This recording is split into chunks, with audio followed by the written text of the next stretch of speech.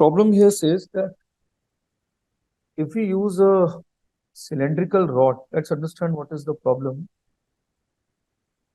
Actually, in the problem, there are some lines on a ruled notebook. Let's say some horizontal lines on a piece of paper, uniformly spaced lines. And we keep a solid cylinder. So this is the top view of that solid cylinder, which is kept on that horizontal sheet at an angle of theta with the ruled lines. This is given to you. Now he's making a statement. He says, if the axis of the rod makes an angle theta with the ruled lines, the lines will appear broken if you observe those lines from near vertical location. So the thing is, if they appear, these are the two things that you need to answer in the problem. That you have to explain the appearance of the ruled lines like this, these broken lines. So wherever you are observing the image of the ruled lines from above the cylinder, you observe them to be broken and at a different angle.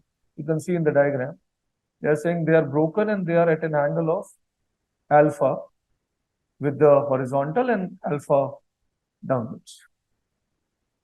So the matter of fact is, in the problem, he has given you the value of theta and the appearing lines, the appearance of lines are at an angle of alpha, and we need to find out the refractive index mu of the solid cylinder.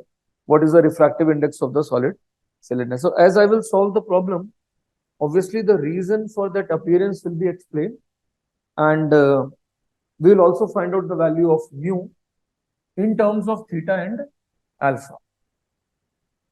Now, if you look into the core idea behind the problem, it is based on the fact that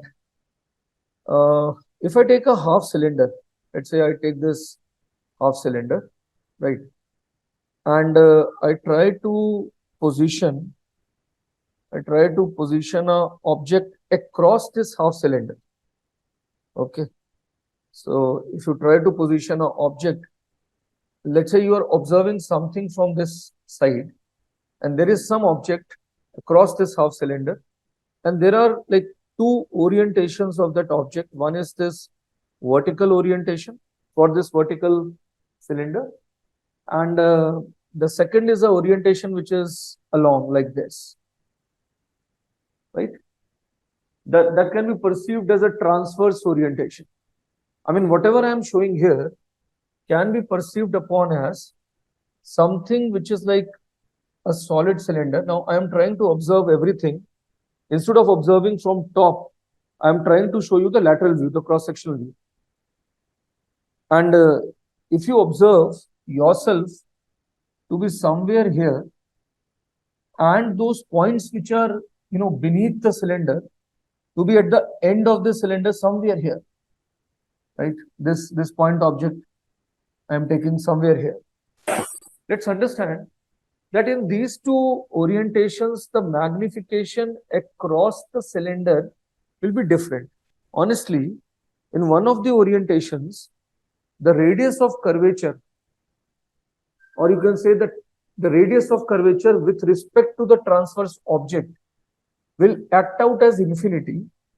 And for the second orientation, which is the conventional one, like this, for this orientation, I mean, I'm talking about the object to have a vertical orientation here. So something which is vertical here with respect to this horizontal cylinder, the same logic I'm going to apply for this cylinder for the top view. I'll show you. First, let me derive the two magnifications, and then I will directly utilize. What I'm going to do is, if I'm observing something from top, and I observe a line, forget about the image. Right now, take a line which is having some length, L, DL, whatever it is, L maybe. Or a differential segment, because all these things I'm going to derive for small sized objects. So let me take a length DL. What we are going to do here is, we are going to divide this DL into two transverse objects. So if this angle is theta, I'll have some DL cos theta here. So I will treat this separately, and I have a sectional length which is DL sin theta. And now I will try to find out the magnified lengths of the image lengths of these two objects, which is DL cos theta, and the second one, which is DL sin theta, right? So let's see what the magnification comes out to be. If this is your cylinder, right, it has got a refractive index mu, and this distance, let's say, is 2r, and you are observing from this side. So for a object which is kept just below the cylinder, right? So we have to base, if I am observing from top, actually I have to only look upon refraction which happens with respect to this pole, right? And for that single refraction which is going to happen here, our simple equation for refraction for object kept here, I'm not showing the length that I will use afterwards. So I'm just deriving the result, presuming to be a point object kept here. Presuming a point object to be kept here, I'm getting mu2. So 1 upon v minus mu upon u, which is minus 2r, is equal to mu2 minus mu1. So 1 minus mu, and r comes out as negative r. Right, that r term will come out as minus r. So let me find out the v location for this object just below the cylinder. It comes out as 1 upon v, that is equal to mu minus 1 upon r minus term mu upon twice of r. And that becomes, it is 2 mu minus 2 minus mu upon twice of r, which is 1 upon v. So that is mu minus 2 upon twice of r. That basically means that you know the value of v now, which is twice of r upon mu minus 2. For a general cylinder having refractive index between glass rod between 1 and 2, we understand it will form a virtual image. So v is coming out as some negative value. We also understand here that m in this case comes out as, like by the basic formulation of refraction, you know that if this is my second equation, I can write m as mu1 upon mu2 times v upon u. So just see in this problem, what is that value coming out as? So that comes out to be,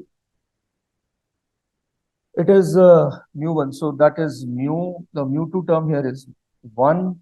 V I have calculated, which is 2r upon mu minus 2, right? And u term is actually minus of twice of r. So m for me comes out as, it is now mu upon 2 minus mu. If I solve this, this comes out as mu upon 2 minus mu. And that is the clear observation. That's why what we are going to say now is, for this transverse object having a length of DL sin theta, I will draw image separately.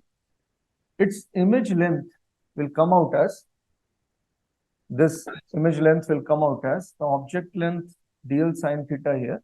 M I will substitute afterwards. So multiplied by m.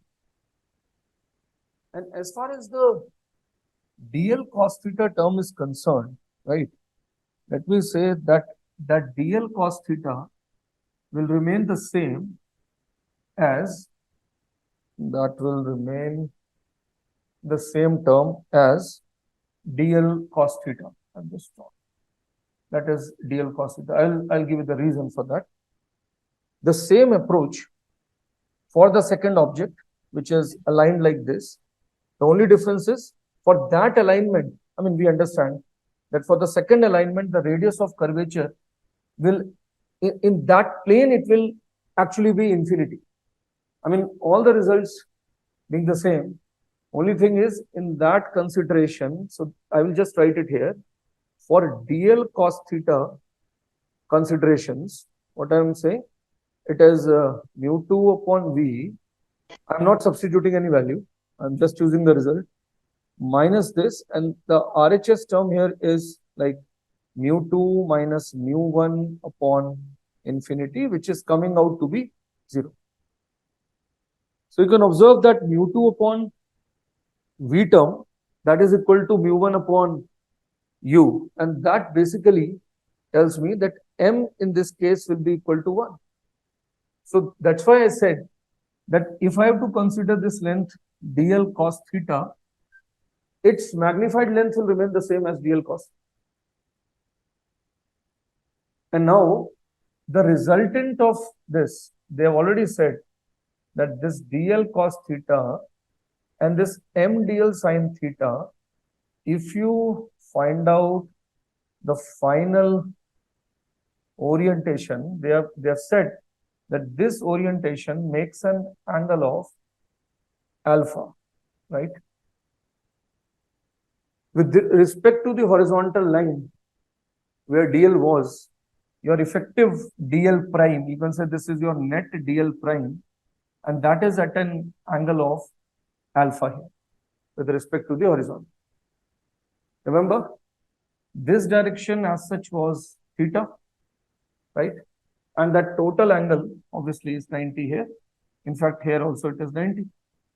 So basically this angle is 90 minus theta plus alpha for the dl prime orientation. I'm right.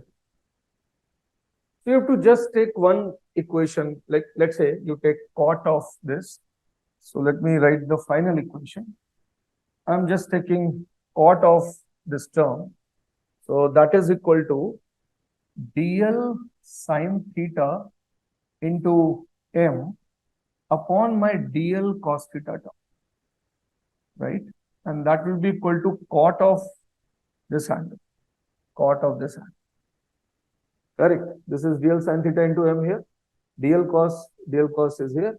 So I've taken cot of this value upon this, and that becomes tan of theta plus alpha. Tan of theta plus alpha. And now obviously dl terms will cancel.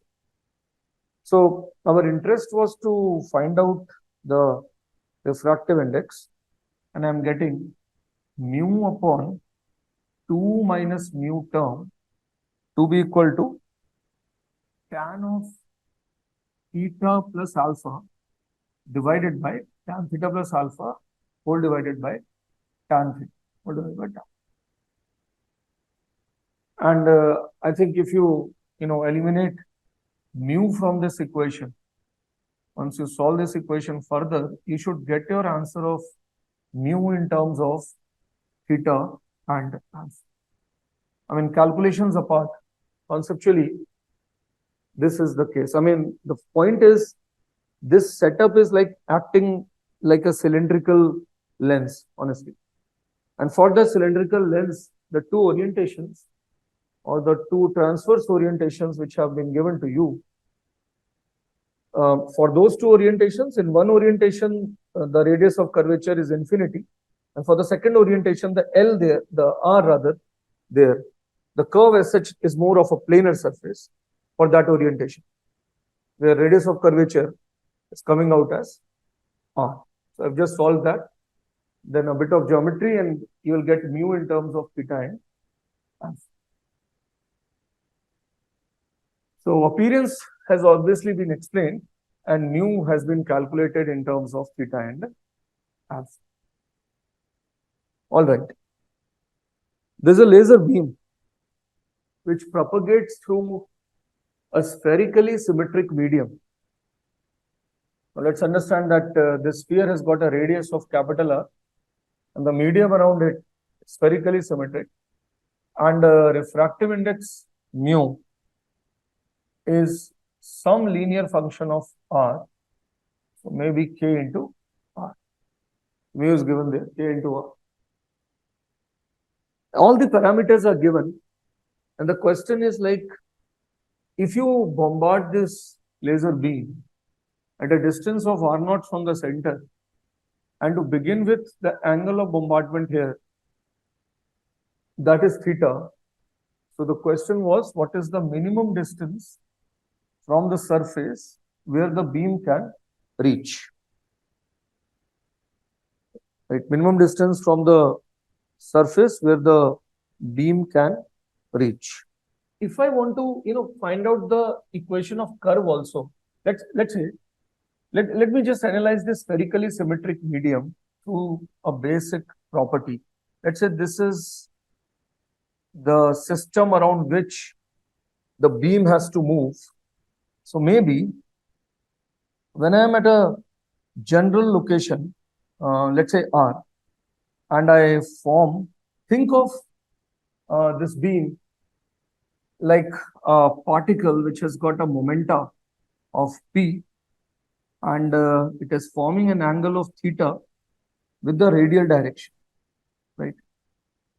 So as it will move around the system, the angular momenta of this particle, which is P sine theta, the momentum, into R, that will behave like a constant. And now try to, invoke the wave character. So that P can be further written as h upon lambda, and that h is again a constant. So it's like 1 upon lambda into sine theta into the radial distance from the center, r, that will behave as a constant. And now, knowing the fact that the absolute refractive index there is proportional to 1 upon lambda, this equation further converts into, a constant may change, so it is mu into r into sine theta. This is the absolute refractive index mu as a function of r. That will behave as a constant. And as this problem talks about mu being a linear function of r, this becomes k into r, again a constant. So basically, r square into sine theta, that should indirectly behave as a constant. And this equation should help me finding out the minimum distance also. So when he talks about this curve, this beam rather, reaching a point where distance is minimum, so at that place, if I draw the tangent, right, I understand that with respect to r, this is r min for me, and theta there, r min location, that will be equal to 90 degrees. So indirectly, to begin with, what I was given was r naught.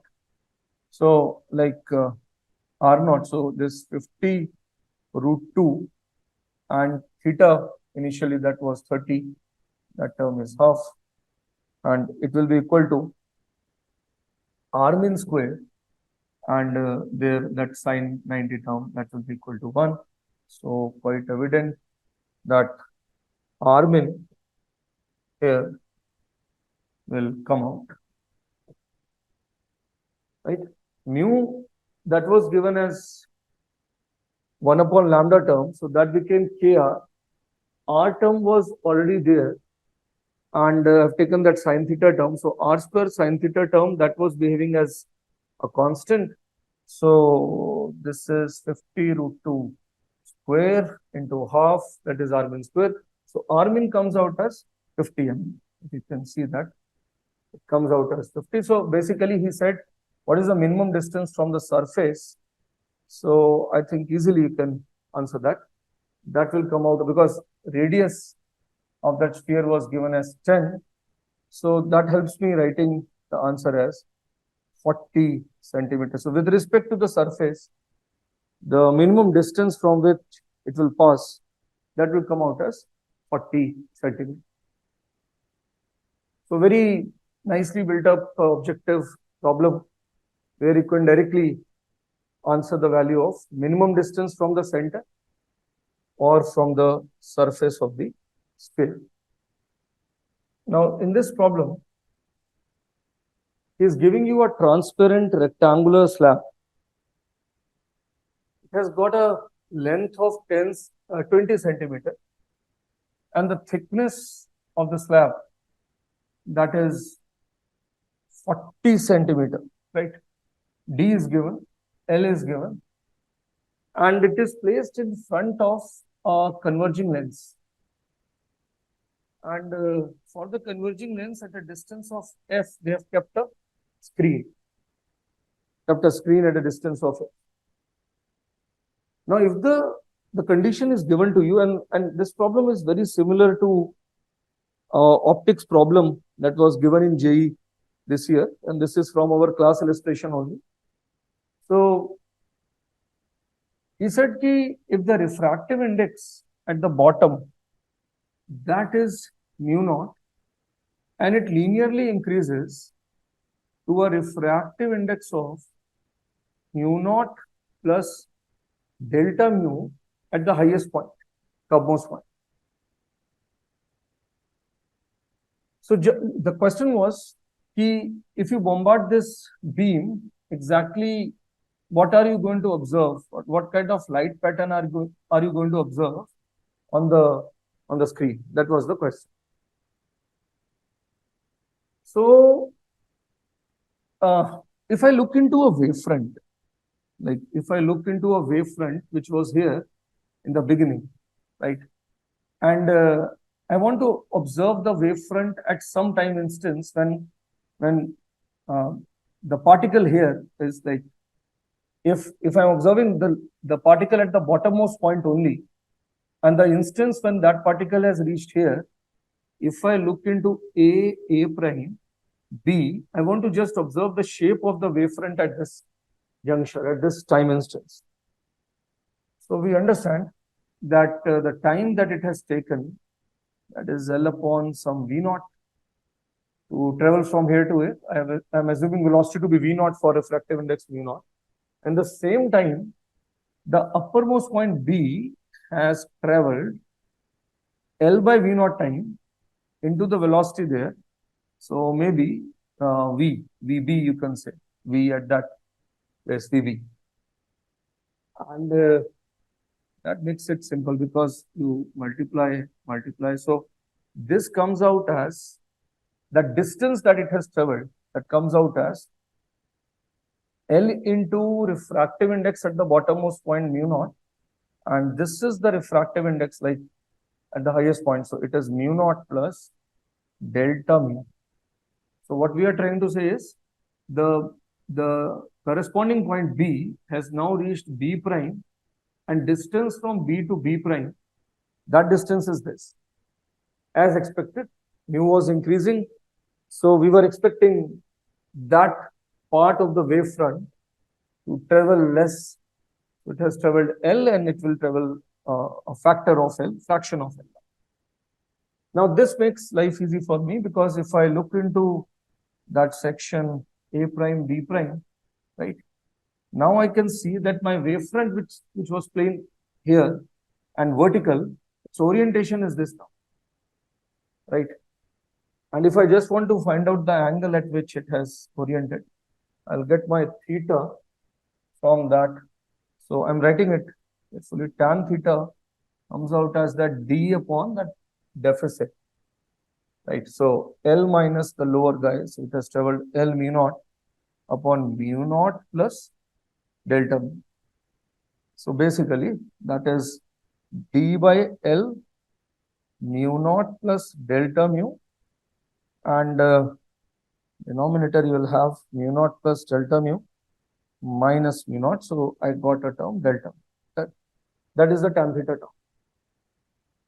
And remember, once I get the orientation, basically what was going to happen is, if this was the orientation of the lens and everything would have been fine, and the wavefront would have been incident planarly and normally in the YZ plane, You understand that all these rays would have reached the focal plane also at this point, which is at a distance of f on the screen, this point.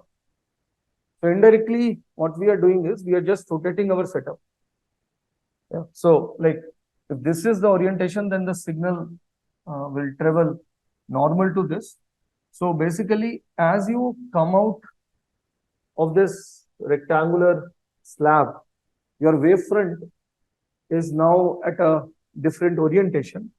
And this angle here is theta. So it is at an orientation of 90 minus theta. So by the same principle, what is going to happen is it will follow the same orientation, and I'll just explain it somehow like this. These waves signals will finally converge at that point. I mean, you can show it like this. All those will converge and the optical center signal will move straight. So indirectly, they will converge at a point where this angle is 90 minus theta, and that distance above the central point is some z. So actually, you have just tilted the setup. So when he says what will happen to the light pattern, so instead of converging at this point in the initial state, now it will converge here. And that point is at a distance z above the point of previous convergence. And z can be written now. It is f tan 90 minus theta. So f cot theta, and that comes out as f L. I'm just writing cot theta from here. First, second, it is L delta mu, that cot theta term I'm writing, and divided by d into that constant which is mu naught plus delta mu. Remember, this can be further approximately written as it is f L delta mu and then d into kind of mu naught. Because, I mean, if you look into the values, delta mu there was very, very small in comparison to mu naught. So f L delta mu upon d into mu naught, that is the distance where it will finally converge. I mean, if you want, you can draw your rays appropriately. The signal shape will be something like this. This is the pattern which is going to be formed, and that is the point of convergence, right? With respect to the length, so we will remain in the focal plane, but that point will get rotated, you can say, by that distance r theta or f theta or f alpha. Alpha is 90 minus theta. So that's what you have done. So just because of, you can say by Fermat principle also, you'll get the same result.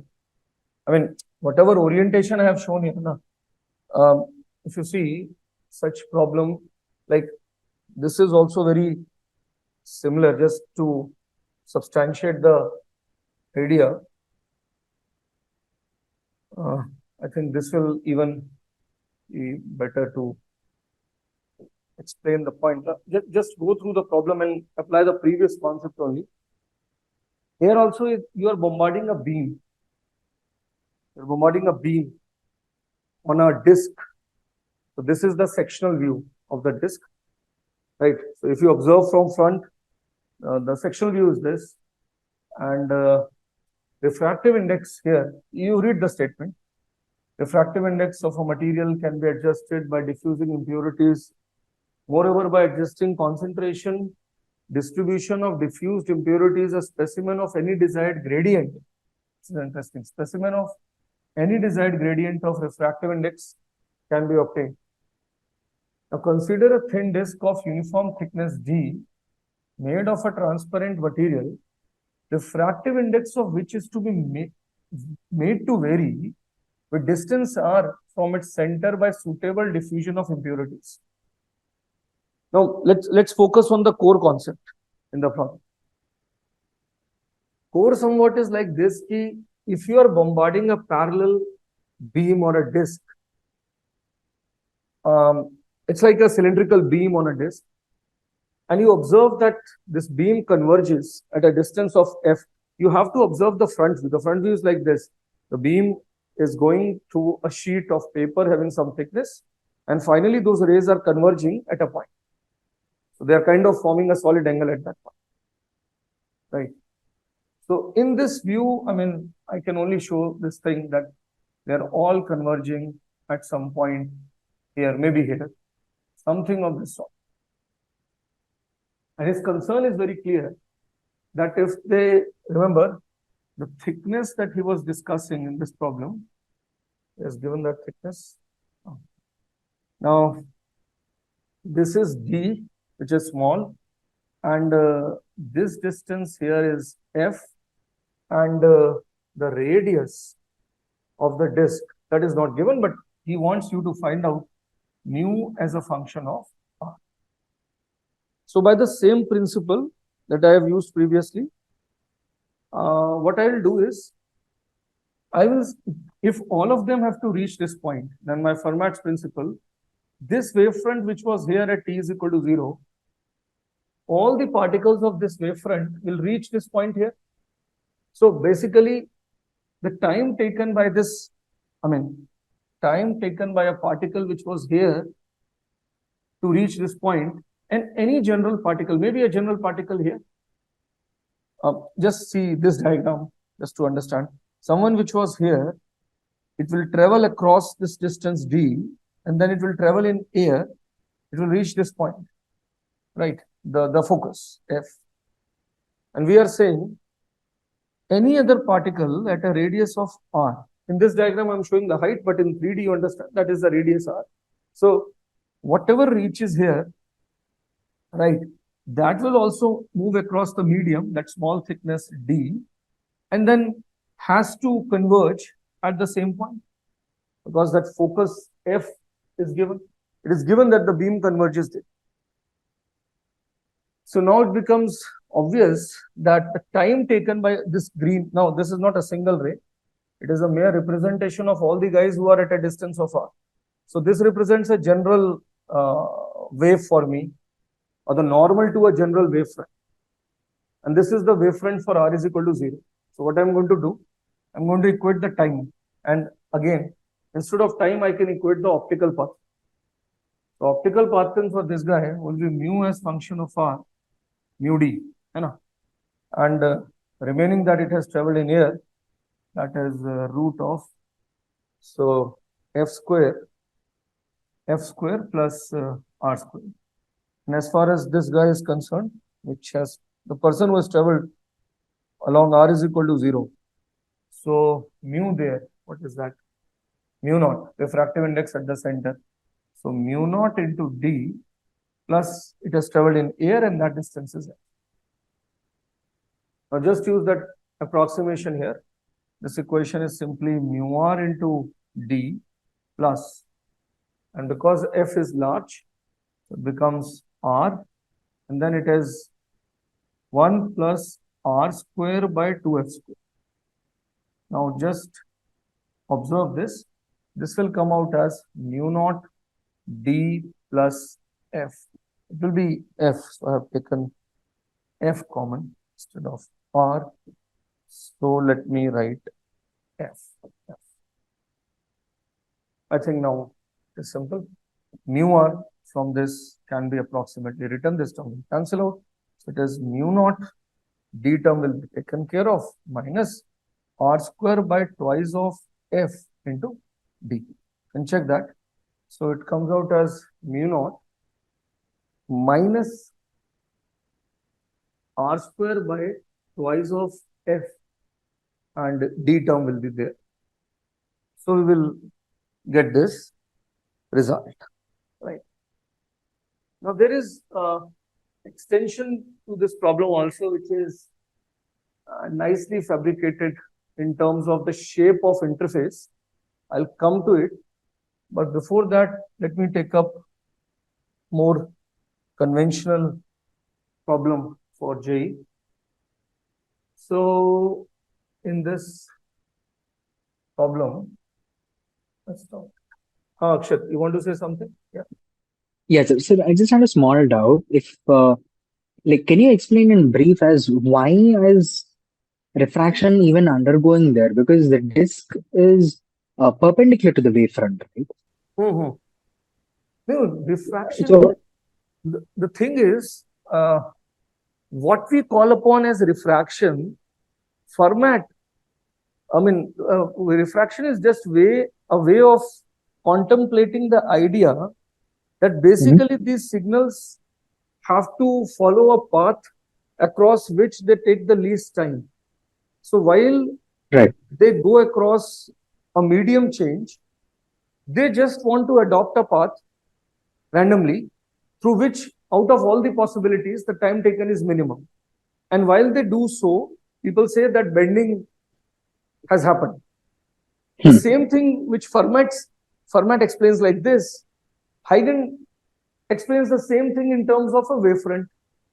He says that because these guys who are traveling at different speeds, they okay, have to, he used a hypothetical idea called upon as wavefront.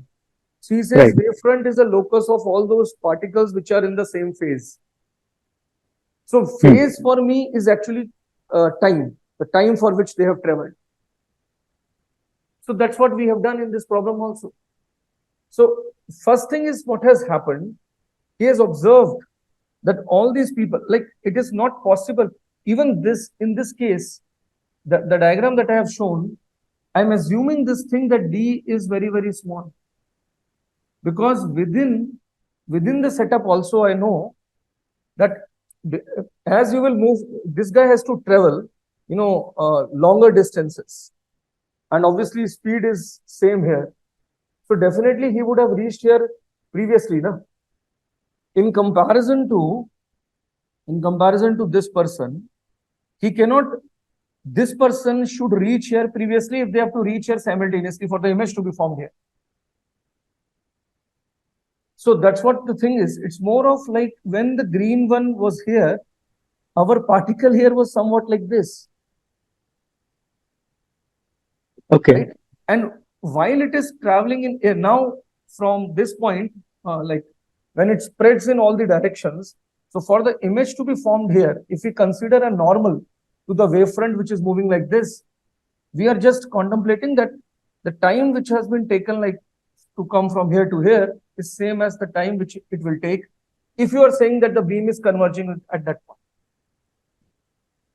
okay, So right, this is how the phenomena happens, and you can understand this is only for 2 points. Now I have to consider all the points appropriately. So that's what we are trying to say, that we are trying to write a general expression for R on the basis of the mu, because mu we are manufacturing now at different R values. We are just ensuring that everyone who crosses this medium, now for the possibility of a wave traveling from the exiting point to the point where focus is, the time should remain the same. If it happens, then all of them will converge. So we hypothetically manufactured the problem for that beam to converge at that place. In this case, again, there is a capillary tube which has got a outer radius R0, and it is made up of glass of refractive index mu. It is filled with liquid, right? Having refractive index mu1, and mu1 is less than mu. The question is somewhat like this, that you have to find out the minimum internal radius of the capillary so that all the light incident on the capillary enter the liquid. All the light incident on capillary enters the liquid. So I will try to, show this data like this. Let's say the outer radius R0 is fixed, right? I mean, the inner circle, this radius is variable. Like, try to understand this. R inner is a variable. So I can change this. And inside you have filled up liquid. That refractive index, this refractive index of liquid which is inside the capillary tube, that is mu1, right? And given that mu1 is less than mu, remember, this setup has got a refractive index. This has got a refractive index which is mu, right? Now you have to just explain it like this, that all the light which is coming from outside should enter, he has given that, should enter the liquid. Now we need to, write equation appropriately. And obviously, you understand that I will put a condition on R. I'll try to find out the limiting radius in this case. This is a nice objective combination. Try to use the previous principle which I have given you, which I have explained in terms of angular momentum to answer this problem. Just see, are you getting your results appropriately? So that ray for which we can,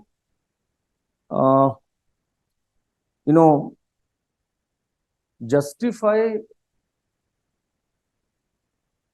I mean, I am taking a ray diagram. You just think why this satisfies all the possibilities. If I take a ray which is coming along the tangent, so I'm trying to draw the limiting combination. I'll explain it. And it deviates, right? So this angle here is 90. Let's say this becomes some angle alpha. So basically that is critical for me. So I just wrote that equation, which is sine of alpha is equal to, now here it is mu, bahar wala hai 1, so 1 upon mu. So I said out of all the rays which can hit the surface, this is the limiting one, where the angle with respect to the normal is highest. So all the remaining rays will be below this. So we understand that, right? Now, if this ray hits the surface, now again it is moving from denser to rarer. And if I just say that whatever angle it hits at, it becomes tangential. I mean, or you can say, like, if this angle is beta, here it becomes tangential to the surface. Now, if this happens, that is the second equation, which is mu1 into what? Mu1 into sine 90, that term becomes equal to mu into sine beta. Just observe this, and then I will also explain that why this is the combination that I am considering. And now easily you can see that this was the normal, where the radii have been given. So this is Ri, and this distance is R0 for me. And this angle here is pi minus beta. Apply sine rule in that triangle. So that becomes sine beta upon R0 is equal to sine alpha upon Ri. Sine alpha upon R. So what happens is I have to find out the internal radius. So Ri for me from these three equations is coming out as R0 into sine alpha upon sine beta. And just see that sine alpha term comes out as 1 by mu, and that sine beta term is mu1 upon mu. So more appropriately, this comes out as R0 upon mu. And now I want to have that observation. Now we need to theoretically check this. He is saying that this is the minimum radius. So that means indirectly what we are trying to say is, if you decrease your radius further, this is the minimum for all the light to enter. Remember one thing, if in this limiting combination, I change my entry angles here, you understand that if this is just able to enter, then for anybody who is coming like this, any other angle, which is actually hitting it somewhere here, right? This will obviously enter because the angle here is further less, so it will obviously enter. So if the tangential one is entering here, all the other rays will also enter in this combination. So that is about this tangential combination. And now the second point comes that why I am treating this to be the minimum internal radius. If you further reduce the radius, there will be rays which are not going to enter. That is quite obvious now, because if I change my radius now, the impact point will change further on the basis of change of radius, and that will be at an angle which is greater than this combination beta. Beta is acting like a critical angle, so obviously it will not enter. So the reason we are calling minimum radius, you understand that. First of all, I have taken one radius for which I have taken tangential incidence and a critical here. This covers up all the incidences. And then I say, even for that green incidence, if I reduce it further, I will find some rays which will not enter, because you can see that that angle which I am showing there will be greater than beta. Even the previous concept which we have derived in terms of angular momentum, that thing also somebody can use. So just to give you a glimpse of that idea, there we are talking about 1 by lambda. So we are talking about a mu I, right? Then I have taken that sine theta I term, and then I have taken a Ri term, right? So if I just substitute all those values, right, I have to find out that R inner. So now you can check this term there. The same equation holds exactly. I mean, analyzing it this way or the previous mechanism, R term into mu. So R inner into mu1, the refractive index. And that is R naught into 1. Sin 90 is also there and 1.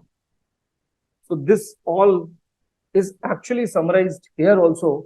So by this method also you're getting the same result. You understand that in these problems I am taking only 2 refraction. As you change the number of mediums, right? I mean, writing equations at every location will be tedious task. So this concept will definitely help you out in solving such problems. Okay. Let me take up one subjective problem where I want to derive. Just observe this question. Now, in this problem, you have to derive the equation of the shape of a glass rod. If I just read the problem. Problem is, what is the shape of the, and there are 2 combinations actually. I'll derive one of them first.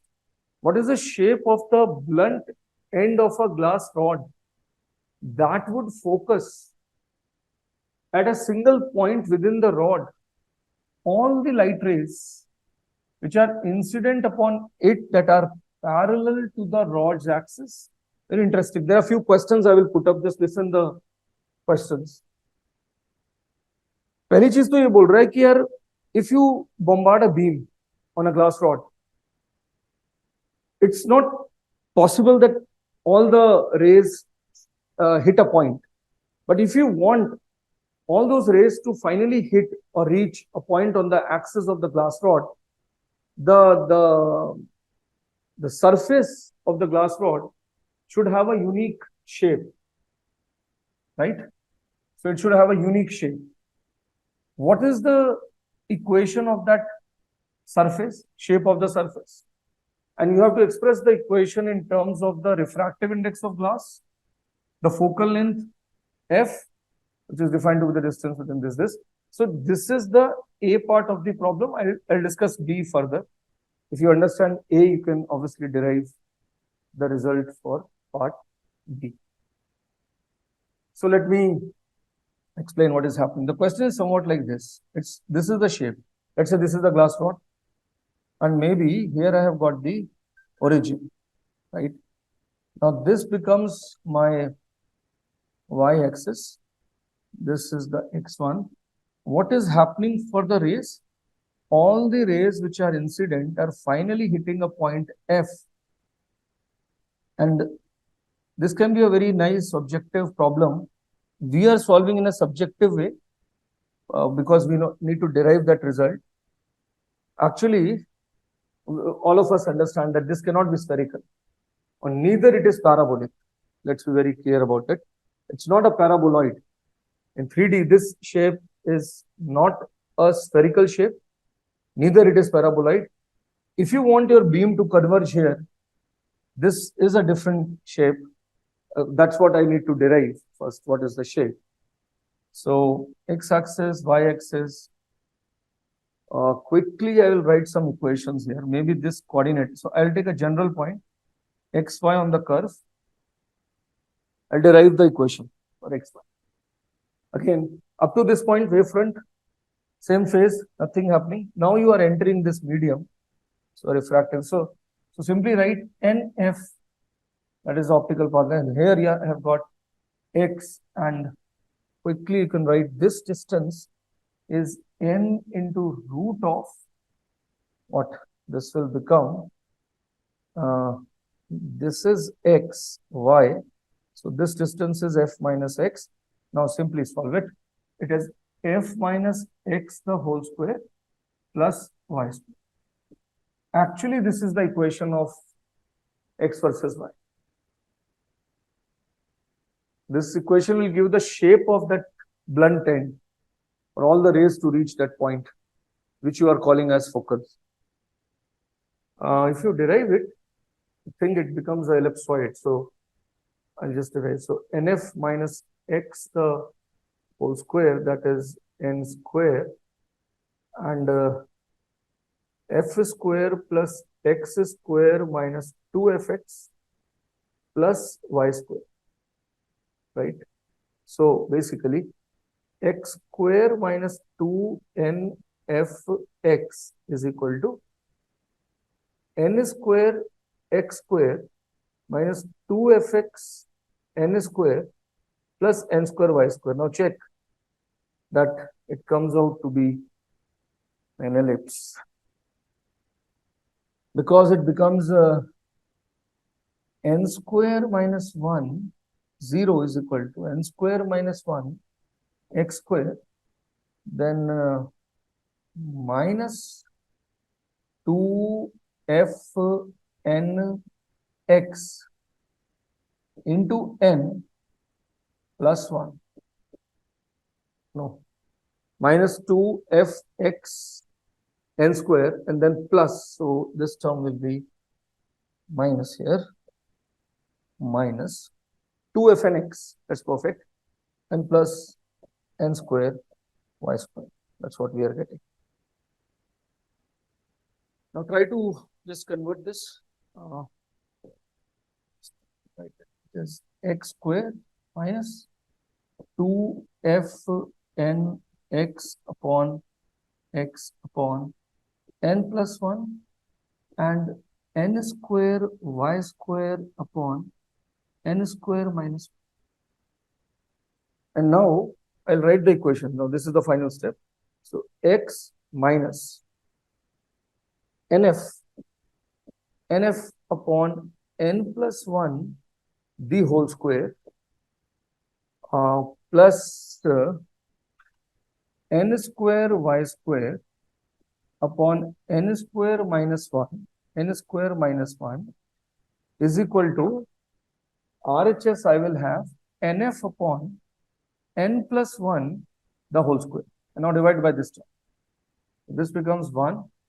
Now it is x minus nf upon n plus 1 the whole square upon nf upon n plus 1 the whole square plus, just try to write this carefully, y square,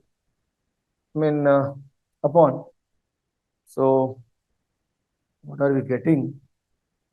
And is n square minus 1 into f square upon n plus 1 the whole square. Basically, what I'm trying to say is there are two interesting points I want to make. First thing is that curve is ellipsoid. This equation here talks about in 2D is saying that it is ellipse. So basically, I'm making that statement. It is ellipsoid. Then the second thing which comes up is this point the focus of that ellipse? So if you just look into the shape of this curve, right? I mean, actually, this is the right-hand side ellipse. Just draw everything here and you will perceive this. The curve is somewhat like this, right? This is the blunt face, and then I've got a center, then I've got these two foci, F1, F2, and basically I'm getting my beam like this, and here somewhere is my origin,